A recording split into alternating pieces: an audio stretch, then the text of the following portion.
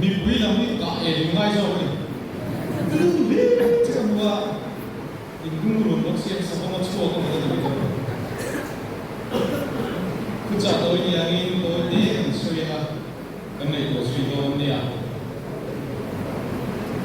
a bo kan sa bok si ya ama chu a thu ta ka kan nei ko do ni ya dia tu mai tang Hebraim so ko ni cham so baru Yesus Kristus.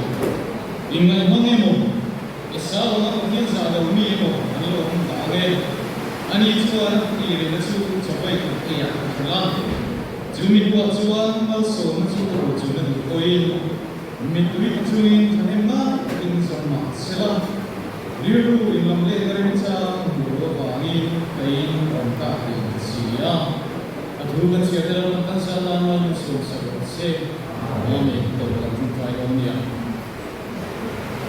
Indona rat buang dari kaso di Maya, surat buang tu. Amang keikuin kei mali kan saksi lalu suan rat buang dari kakak usia ni apa? Mel mata suan rat buang dari tunci lakar lalu sudah bersando. Jadi yang di mana tu masuk ni Yesus pasal dia Kristian saat orang merdeka baru. Dan ragu amang itu dia ni ini cakapku. Patian tu tadi ingat tu ya tu. Patian asyik dan ram dan nam dimun itu rela. Dimun ini mana dia?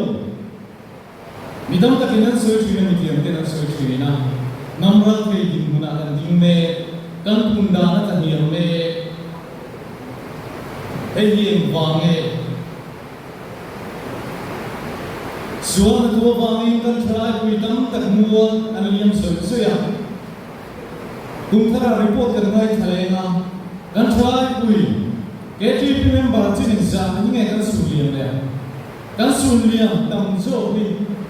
Anti chani heko be thil hello ina eche wangan ya. Ju wang suanin kaya Kristian tulad ko kahiyan. Patian tak aya kobe alam minta dirulak cua hekan namin aral. Patian tu kan sirapan esa baka ngayon ilah. Jahoy ka ayin ang lusong ko yung mga napatiyo ni nafala anay ito ito ba? Akhirnya cuan sih, mereka cuan kuat lagi kongsian itu loh. Coba cuan ke ini boleh kan cari yang itu. Review tak kuya, dan rangka nam dimur kikana alumaya. Kau Kristian telah boleh berarti ihap temu. Akhirnya tu tak akhirnya ihap temu. Cumi itu terang kan nam dalam itu boleh. Ani lo cuan ini kan dua mu kan boran do. Patian tu tak nilo kope tirin mina isi ti patau. Cuba suani patian tu tak ni boy bila. Cuci homo anggu. Engin munangai kan di. Engin ego boy pi mani zo dila. Ego boy pi sunjang serta kan yang. Boy pi kami so cewti boy pi yang oh. Atu kan serta kan sata mami so serose. Amen. Patian mak uli tuntai. Lalpa kan patian ni mangaya ni mana tu. Zani nak lalpa. Kunca tu ni sui ngai kan inca. Sila. Kang dia kan tulung aku sui sila. He kan nam hi lalpa lalpa din solena. Nang ma kan be si kan itu sunni ta.